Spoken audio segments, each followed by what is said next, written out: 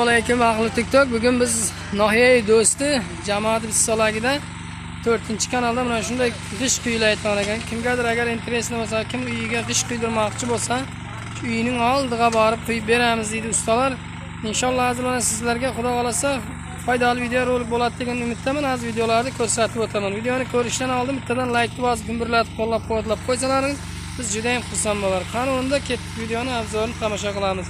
Qanday kirib chiqyapti, nima bo'lyapti, nima qo'yapti, hammasini batafsil tushuntirib o'taman hozir. Mana aka azza ko'kalar kirpishni shunday quygan. Ana bundayiniga 25, bundayiniga 30 ekan, yeni 15 deyman shunday. Xullas buni ish quyulayapti. Uylaringizga borib o'zlari quyib beramiz deydi. Ekranlarga nomerlarni qoldiramiz. Kimgadir interesli bo'lsa telefon qilasizlar. Mana shunday keladi, qo'yadi. Mana shunday qo'yadi. Mana ustiga tayyorlaydi. Shunday preslaydi. Ondan keyin mana kirpishlar mana shunday tayyor bo'lib chiqadi. Bu yerga mana shu ustalar g'ayrat qilib ishlab, qo'ltirni quyib jatdi.